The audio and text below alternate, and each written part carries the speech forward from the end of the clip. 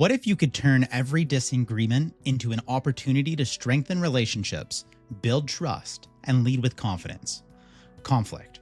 We all face it, but few master it. Today, I'm giving you the tools to make conflict your greatest leadership asset. Why do conflicts seem so hard to resolve? It's because many of us lack solid foundation to build on. Think of it this way. You wouldn't build a house on shaky ground, right? The same principle applies to resolving disagreements. Without understanding the roots of conflict, we're left reacting emotionally instead of responding strategically. In this segment, we'll lay down the groundwork for resolving conflict, a foundation built on understanding, emotional intelligence, and a proactive mindset.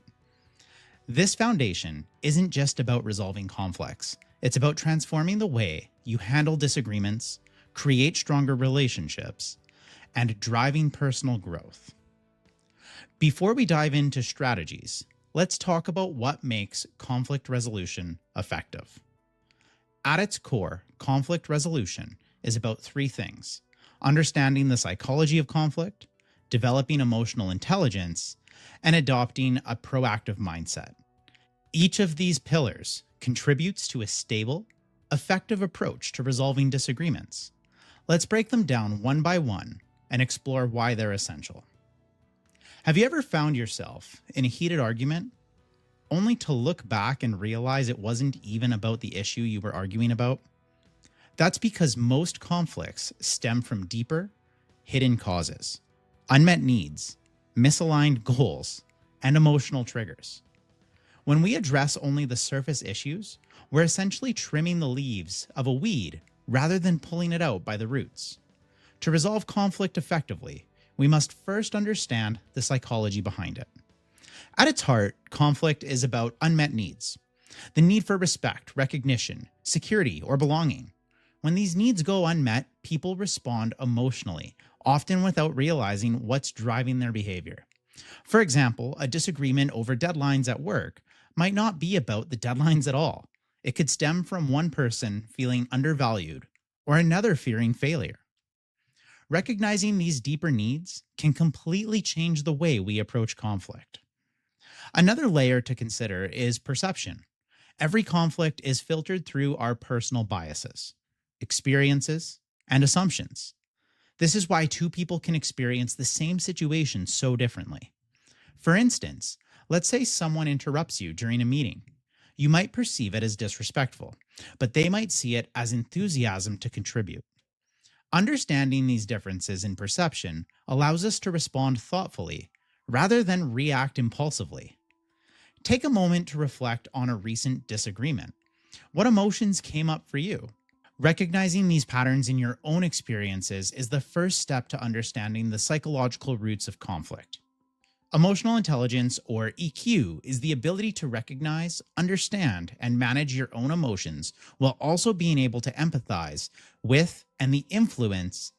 Think of it as your internal GPS for navigating conflict. Without emotional intelligence, we're more likely to let emotions dictate our responses, leading to escalation rather than resolution. The first step in developing emotional intelligence is self-awareness. Ask yourself, what triggers my emotional reactions? How do I typically respond to conflict? For example, if you notice that you become defensive when receiving criticism, you've identified a pattern that you can work on. Becoming aware of your triggers and tendencies is like turning on lights in a dark room. It allows you to see clearly and make deliberate choices. Empathy is the bridge to understanding. When you can see the world through other person's eyes, it becomes easier to find common ground. A simple but powerful way to practice empathy is to actively listen. Reflect back what other persons are saying and validate their feelings. For example, you might say, "It sounds like you're frustrated because you feel left out of the decision-making process. Is that right?" This not only shows that you're listening, but also creates a space for deeper dialogue. Let's talk about regulation. Managing your emotions doesn't mean suppressing them. It means responding in a way that's constructive rather than reactive. One tool you can use is the pause and breathe technique. When you feel yourself getting emotionally charged, take a deep breath and count to 5 before responding. This simple pause can prevent escalation and give you time to think clearly. Now let's discuss mindset. A proactive mindset means you're not just reacting to conflict as it arises, you're preparing for it, viewing it as an opportunity rather than a threat. This shift in perspective can transform the way you handle disagreements. Before entering a conversation where conflict is likely, take time to prepare. Reflect on a question like, what is the outcome I hope to achieve? What are my non-negotiables? By clarifying your goals and values, you set the stage for a more productive dialogue. Reframing is another powerful tool. Instead of viewing conflict as a confrontation, see it as an opportunity to strengthen your relationship with the other person. For example, instead of thinking this argument is going to make things worse, reframe it and think of it as this conversation is a chance to clear up some misunderstandings and build trust. This mindset shift can completely change the tone of your interactions. Let's talk about building your conflict resolution toolbox. Practice role-playing tough conversations with a friend or a mentor. Anticipate the challenges and rehearse your responses. The more prepared you are, the more confident you'll feel when the real conversation happens. We've covered 3 foundational pillars: understanding the psychology of conflict, developing emotional intelligence, and adopting a proactive mindset. These principles aren't just theoretical, they're practical tools you can start using today to transform how you handle disagreements. But it's time to dive deeper into uncovering the root causes of conflict. In the next segment here, we're going to explore how to move beyond surface level disagreements and identify what's really driving the tension. Have you ever tried to resolve a conflict only to have it resurface again and again? That's because many of us address the symptoms rather than the root causes. Imagine trimming the leaves of a weed instead of pulling it out by the roots. The problem doesn't go away, it grows back stronger. In this segment, we're going to dig deep into identifying the root causes of conflict. By understanding what truly drives disagreements, you'll be equipped to resolve them effectively and prevent them from recurring. Resolving conflict starts with one simple truth. What you see on the surface is rarely the full story. Most conflicts are fueled by deeper issues, unmet needs, misaligned goals, or underlying fears. To resolve conflict, you have to uncover these hidden layers. So let's explore the tools and strategies you can use to dig deeper and get to the heart of the matter. The first step to uncovering the root cause of a conflict is asking the right questions. Curiosity is your most powerful tool here. When you take the time to ask thoughtful, open-ended questions, you create space for deeper understanding. Let's put this into practice. Imagine a team member is upset about a last-minute change to a project. Instead of jumping to conclusions, you might ask, what's bothering you most about this change? Their response could reveal concerns about workload, feeling excluded from decisions, or even anxiety about meeting deadlines. Once you know the real issue, you can address it effectively. Another powerful tool is the 5 whys technique. Start with the surface issue and keep asking, why? Until you reach a root cause. For example, why did the project deadline get missed? Because the task took longer than expected. Why did it take longer? Because the requirements weren't clear. Why weren't the requirements clear? Because there was a communication breakdown. By the 5th why, you've identified the real issue, a lack of clear communication. Emotions play a huge role in conflict. Often people's reactions are less about the surface issue and more about how the situation makes them feel. When you pay attention to emotions, you gain valuable clues about the root cause. Empathy is your greatest tool for understanding emotions. When someone is upset, try to put yourself in their shoes. Ask questions like, how does this situation make you feel? Or what's the hardest part of this for you? By validating their emotions, you create trust and open the door to deeper conversations. If emotions run high, don't be afraid to hit pause. Acknowledge what's happening. I can sense that this is really frustrating for you. Let's take a moment to understand what's behind that. This simple acknowledgement can diffuse tension and create a more constructive atmosphere. One of the most common barriers to resolving conflict is confusing positions with interests. A position is the what someone says they want. An interest is the why, the underlying reason they want it. To uncover interests, ask probing questions like, what's most important to you about this? Or, what would success look like for you in this situation? For example, if someone demands a specific plan, their underlying interest might be feeling respected for their expertise. Addressing that need, not just their demand, can lead to a more collaborative solution. Once you understand interests, you can focus on creating solutions that satisfy both sides. Instead of treating conflict as a win-lose scenario, look for ways to align interests. For example, if someone wants a raise to feel valued, you might offer public recognition or professional development opportunities alongside financial incentives. To truly resolve conflict, you need to go beyond the surface by asking thoughtful questions, recognizing emotional triggers, and distinguishing between positions and interests. You can uncover the root cause of disagreements. In our next segment, we'll explore how to effectively communicate during conflict to create clarity and connection.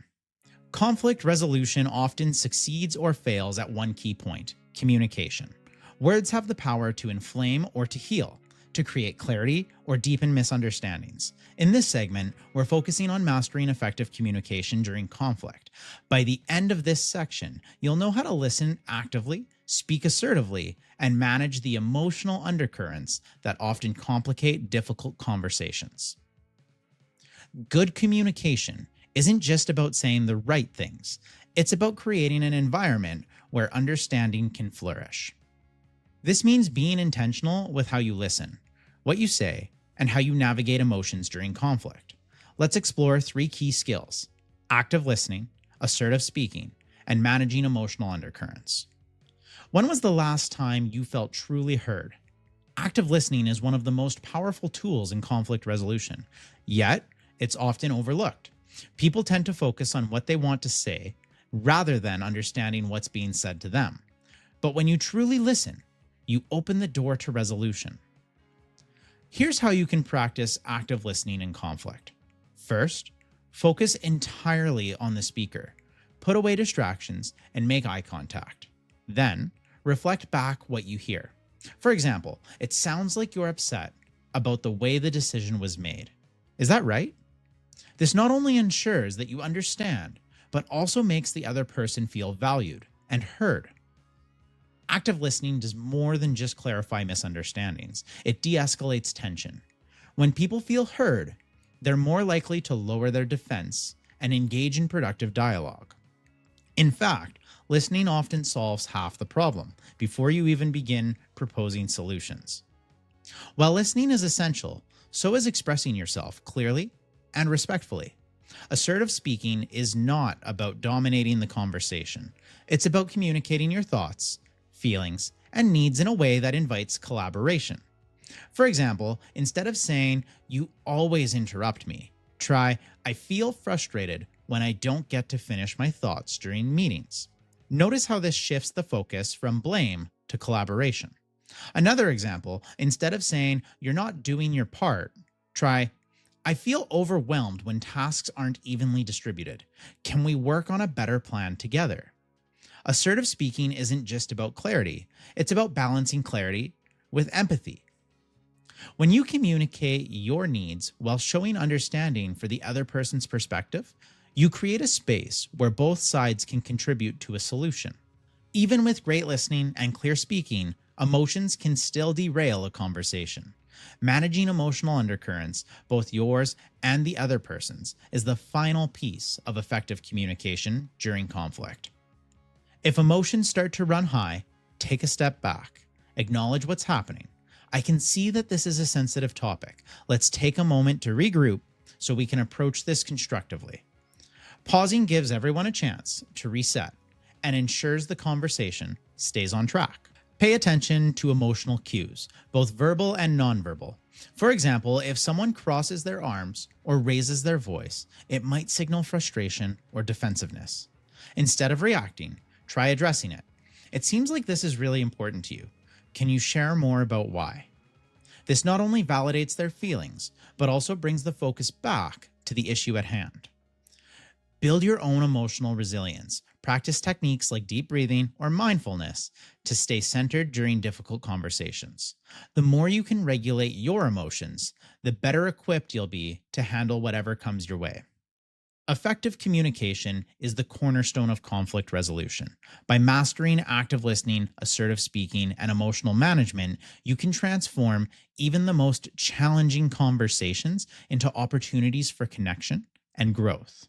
Remember, it's not just about what you say, it's about how you create an environment for understanding. Now that we've mastered communication, let's tackle one of the biggest challenges in conflict resolution: managing emotions. In our next segment, we'll explore how to handle emotional intensity, both yours and others, to keep conflicts constructive and productive. Let's face it, emotions are the wild card in conflict resolution. They can either fuel the fire or extinguish it.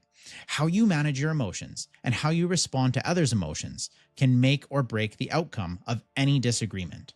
In this segment, we're going deep into emotional regulation during conflict. You'll learn how to identify emotional triggers, regulate your own responses, and help others navigate their feelings, so every conversation stays productive. When emotions run high, logic often takes a back seat. Think about the last time you were really upset during a conflict.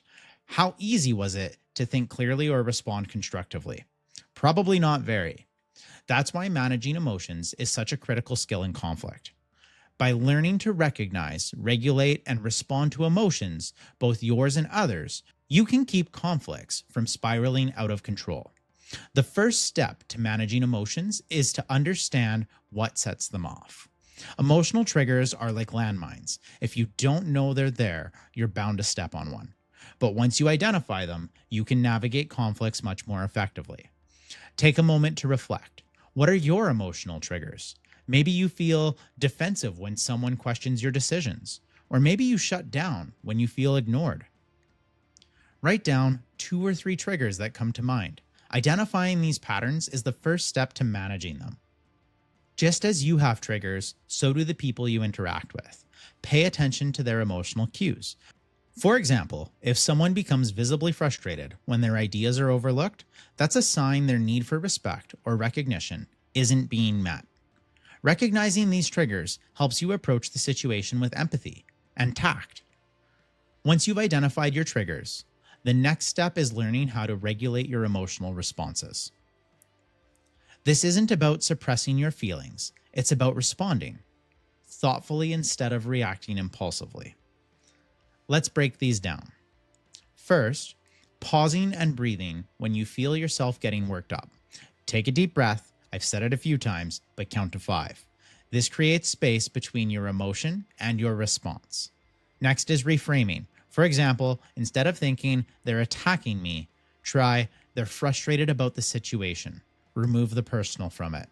This shift in perspective reduces defensiveness and helps you stay solution focused. Research shows that simply naming your emotions can help you manage them. If you're feeling angry, say to yourself, I'm feeling angry because I don't feel heard. This acknowledgement gives you clarity and control. Don't underestimate the power of a timeout either. If the conversation becomes too heated, say something like, let's take a short break to cool down and come back to this. This isn't avoidance, it's a strategy to ensure the discussion remains productive. Managing your own emotions is just one part of the equation. To resolve conflict effectively, you also need to help others manage theirs. This is where emotional leadership comes into play. Validation is key. For example, if someone says, I feel ignored in this process, respond with, I hear you. It sounds like you feel left out, and that's frustrating. Let's work on addressing that. This simple acknowledgement can go a long way in calming the situation and building trust. Your ability to stay calm can influence the entire tone of the conversation. Think of yourself as the thermostat in the room. Your emotional state can either heat things up or cool them down.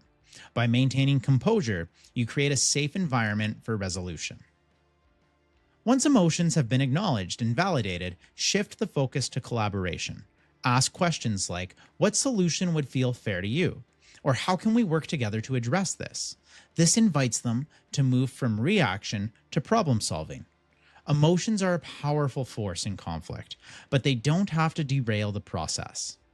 By identifying triggers, regulating your own responses, and supporting others emotionally, you can transform conflict into an opportunity for connection and growth. Now that we've mastered managing emotions, it's time to address one of the biggest challenges in conflict resolution: navigating power dynamics. In our next segment, we'll explore how to handle situations where authority and hierarchy come into play. When it comes to conflict, power dynamics can complicate even the simplest disagreements, whether it's a workplace hierarchy, social authority, or unspoken imbalances. Navigating power dynamics requires a unique set of skills. In this segment, we'll explore how to recognize power imbalances, address them effectively, and create an environment where collaboration can thrive. Power dynamics exist in nearly every interaction, even when we don't realize it. Think about conflicts between a manager and an employee, a teacher and a student, or even two peers with differing levels of experience. These dynamics can create tension, fear, or resentment, but they can also be managed with the right strategies. Let's break it down. The first step in navigating power dynamics is recognizing when they're at play. Power isn't just about job titles or authority, it's also about influence, experience, and access to resources. For example, imagine a team meeting where the manager consistently interrupts team members. This sends an unspoken message about whose voice matters more. Or consider a situation where one party has access to critical information that others don't. This imbalance can create frustration or distrust. Observing these dynamics is the first step towards addressing them. It's also important to reflect on your own position in the power dynamic. Are you in a position of authority? How might that influence how others perceive you? Conversely, if you're on the receiving end of a power imbalance, what assumptions or fears might be shaping your behavior? Once you've recognized power imbalances, the next step is addressing them constructively. This doesn't mean removing all authority or hierarchy. It means creating an environment where everyone feels respected and heard. One way to balance power dynamics is by explicitly inviting input. For instance, you might say, "I'd love to hear everyone's thoughts on this. Let's go around the room so everyone has a chance to contribute." This approach ensures that quieter voices aren't drowned out by more dominant ones. Transparency is another key strategy. When people feel left in the dark, it exasperates power imbalances. Share as much information as you can about decisions, processes, or expectations. This levels the playing field and builds trust. Emotional intelligence plays a critical role in navigating power dynamics. Whether you're in a position of authority or not, empathy and awareness can help you bridge gaps and create a more collaborative environment. If you're in a position of authority, take time to consider how your actions might be perceived. For example, if you assign tasks without explanation, team members might feel undervalued or micromanaged. Conversely, if you're not in authority, try to understand the pressures or constraints the other person might be facing. This mutual understanding reduces friction. Let's say you're mediating a conflict between a manager and an employee. The manager might feel frustrated about missed deadlines, while the employee feels overwhelmed by unclear expectations. By empathizing with both sides and encouraging open communication, you can help them find common ground. Power dynamics are a reality in many conflicts, but they don't have to be a roadblock. By recognizing imbalances, addressing them with transparency and inclusion, and leveraging emotional intelligence, you can create an environment where collaboration thrives. Now that we've explored power dynamics, it's time to shift from resolving conflicts to transforming them. In our next segment, we'll dive into how to turn conflicts into opportunities for collaboration and innovation. What if I told you that conflict isn't always a problem to solve, but an opportunity to create something better? The most effective leaders and teams don't just resolve conflicts, they transform them into collaboration. In this segment, we'll explore how to shift from confrontation to cooperation. By the end, you'll have the tools to turn conflict into a win-win situation, fostering stronger relationships and better outcomes. By changing the way we approach disagreements, we can turn adversaries into allies and create solutions that benefit everyone involved. Let's break this process down into actionable steps. The first step in turning conflict into collaboration is reframing. Conflict doesn't have to mean opposition, it can mean opportunity. It's all about shifting your mindset from me versus you to us versus the problem. Here's a simple exercise to reframe conflict. Ask yourself, what can I learn from this disagreement? How can this challenge strengthen our relationship or process? For example, if two team members are arguing over priorities, the conflict might be an opportunity to clarify goals and improve alignment. Collaboration thrives in an environment of trust, respect, and openness. If those elements are missing, even the best strategies will fall flat. Let's talk about how to create a collaborative space, even in the midst of conflict. One way to build trust is to lead with vulnerability.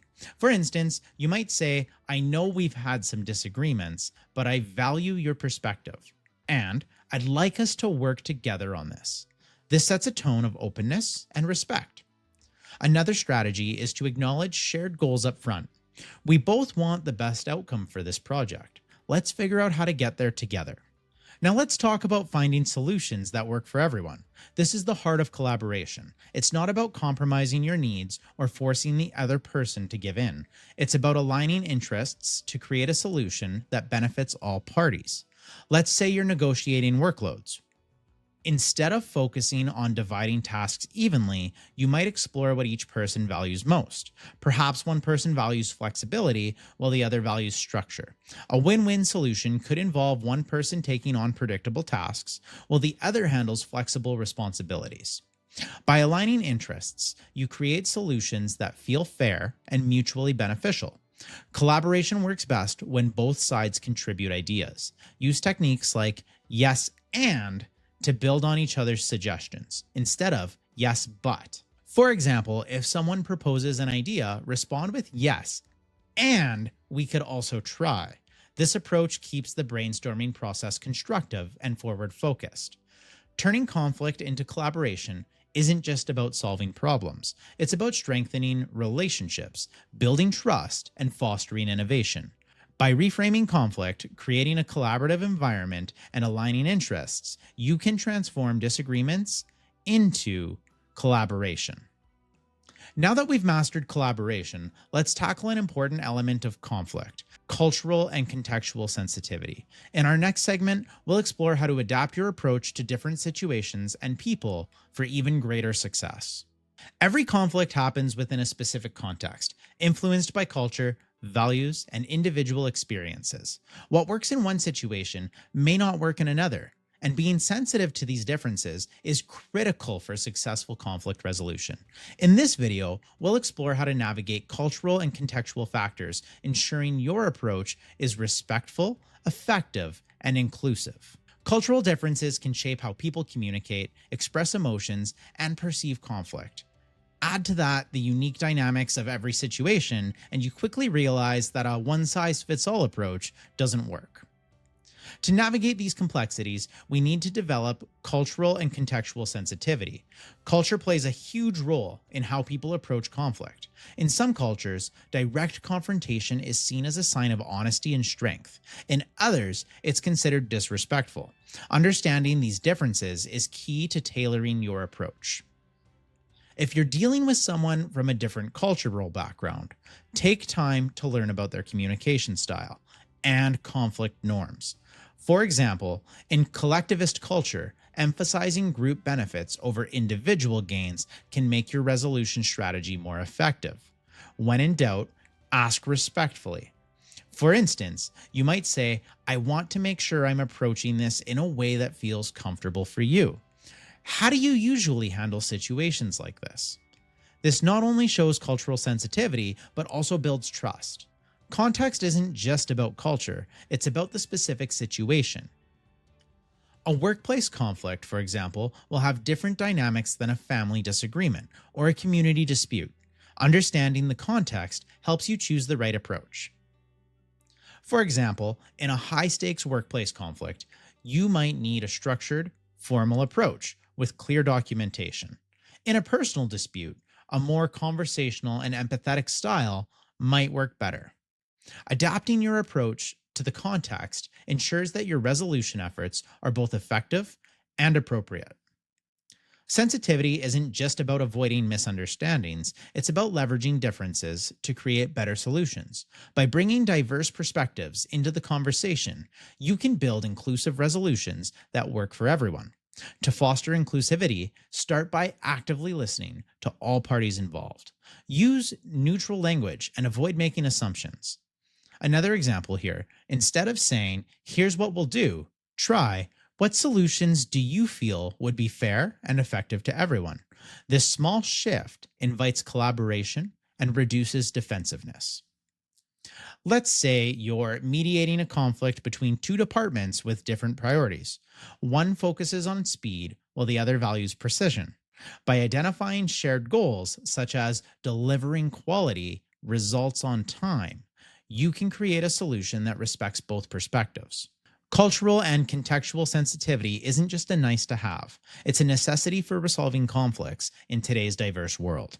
In our next segment, we'll focus on preventing conflicts before they even begin. Proactive conflict management is a game changer. They say an ounce of prevention is worth a pound of cure, and that couldn't be truer when it comes to conflict. What if you could stop disagreements before they even start? In this segment, we'll explore proactive conflict management, the art of identifying and addressing potential issues before they escalate. By the end, you'll have the tools to create harmony, build trust, and prevent conflicts from derailing your relationships or projects. Conflicts don't happen out of nowhere. They often build over time due to miscommunication, unmet expectations, or unresolved tensions. The good news? By being proactive, you can identify these issues early and address them before they turn into full-blown disagreements. Let's dive into the strategies that make this possible. The first step in preventing conflict is recognizing the warning signs. Small misunderstandings, subtle changes in behavior, or recurring frustrations can all be indicators that something is brewing. For example, if a team member starts withdrawing from group discussions, it might signal frustration or feeling unheard. Instead of ignoring it, check in with them early. I've noticed you've been quieter lately. Is there anything on your mind? This small step can uncover and address issues before they escalate. Many conflicts arise from unclear or mismatched expectations. When people aren't on the same page about goals, roles, or boundaries, misunderstandings are almost always inevitable. That's why setting clear expectations is one of the most effective ways to prevent conflict. One way to set expectations is through written agreements or charters. For example, at the start of a project, document who is responsible for what and how progress will be tracked.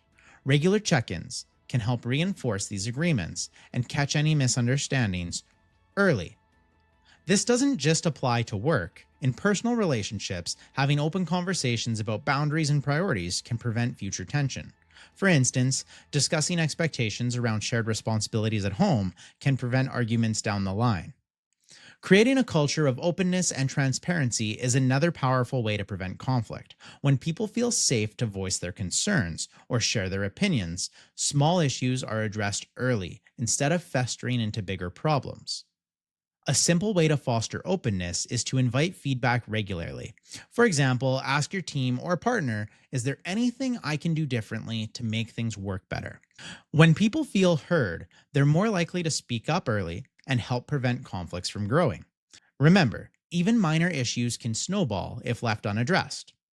Addressing them promptly might feel uncomfortable in the moment, but it saves you from dealing with much bigger conflicts later. Preventing conflict isn't about avoiding tough conversations, it's about having them early and often, before issues have a chance to escalate. By recognizing early warning signs, setting clear expectations, and fostering a culture of openness, you can stop most conflicts in their tracks and create a stronger, more trusting relationship. Now that we've learned how to prevent conflicts, let's focus on what to do when we're called to mediate between others. In the next segment, we'll dive into the art of mediation, helping others find resolution while staying neutral and effective. Sometimes conflict doesn't involve you directly, but you're the one called to step in and mediate. Acting as a neutral party can feel like walking a tightrope, but with the right skills, you can help others find common ground and create lasting resolutions. In this segment, we'll cover the art of mediation, from staying impartial to guiding productive conversations. Mediation is about being the bridge between opposing sides. It requires listening, asking the right questions, and helping people see the bigger picture. But it's not just about resolving the immediate issue. It's about equipping everyone involved with tools to prevent future conflict. Let's break it down. Before you step into the role of mediator, preparation is key. Understanding the conflict, the people involved, and the stakes can make all the difference. Let's say you're mediating a workplace conflict between two team members. Before sitting down with them, gather information from their manager or review past interactions to understand the dynamics. Set a clear goal. For example, improving collaboration, and make sure both parties know the purpose of the mediation.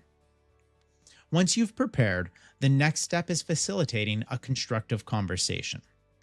Your role here is to guide the discussion, ensure everyone feels heard, and keep the focus on solutions. Listening is your superpower as a mediator. Let each person share their side without interruption, and then summarize their points to show you understand. For example, so what I'm hearing is that you're frustrated because deadlines haven't been clear. Is that right? This simple step can diffuse tension and build trust. Open-ended questions can guide the conversation towards solutions. Instead of asking, who's to blame, try, what do you think we can do to improve this situation? This shifts the focus from conflict to collaboration. The final step in mediation is helping both sides find common ground and agree on a path forward. This requires creativity, patience, and a focus on mutual benefits. Imagine mediating a disagreement between two departments over resource allocation. Both sides want what's best for their company, but they're approaching it differently. By focusing on shared goals, like meeting deadlines and maintaining quality, you can guide them toward a solution that balances their needs. Documenting the agreement ensures accountability and clarity. Empathy is crucial in building consensus. Encourage each side to see the situation from the other's perspective. For example, ask, how do you think this situation feels from their point of view? That not only fosters understanding, but also paves the way for compromise. Mediating conflict is a skill that can transform how people work together and build trust. By preparing thoroughly, facilitating respectful conversations, and guiding both sides toward consensus, you can resolve even the toughest disagreements. Remember this, your role isn't just to resolve the current conflict, it's to empower everyone involved to handle future disagreements constructively. Now that we've covered the art of mediation, it's time to bring everything together. Our next segment will focus on how to lead through conflict, making it a tool for innovation and growth. Great leaders don't just resolve conflict, they thrive through it. Conflict can be a powerful catalyst for growth, innovation, and stronger relationships when handled effectively. In this segment, we'll explore how to lead through conflict, transforming challenges into opportunities for progress. By the end, you'll have a roadmap for navigating conflict as a leader. Conflict is inevitable, but how you respond to it defines your effectiveness as a leader. This segment is all about leadership strategies that help you stay calm, inspire trust, and guide others towards constructive solutions. Let's dive into the tools and mindsets that set great leaders apart. As a leader, your actions set the tone for how conflict is handled within your team or organization. By demonstrating calmness, fairness, and a focus on solutions, you show others how to approach disagreements constructively. Imagine a team meeting where two team members are arguing over priorities. Instead of letting emotions escalate, you step in calmly, acknowledge both perspectives, and refocus the group on shared goals. Your approach sets a precedent for how conflicts should be addressed moving forward. Great leaders don't just resolve conflicts themselves, they empower their teams to handle disagreements effectively. This means equipping people with the tools and confidence to address issues directly and constructively. One way to empower your team is by role-playing conflict scenarios during training sessions. For example, simulate a disagreement over deadlines and guide participants through a resolution technique. Another tool is to establish ground rules for your team's communication, such as assume positive intent or focus on ideas, not individuals. These guidelines create a foundation for healthier interactions. The most successful leaders see conflict not as a roadblock, but as an opportunity. Disagreements often uncover valuable insights, spark creativity, and strengthen relationships when handled well. The key is to approach conflict with curiosity and a growth mindset. Let's say your team is divided over the direction of the project. Instead of forcing a quick resolution, encourage everyone to share their perspectives and brainstorm solutions. This process not only generates innovative ideas, but also builds buy-in and trust among team members.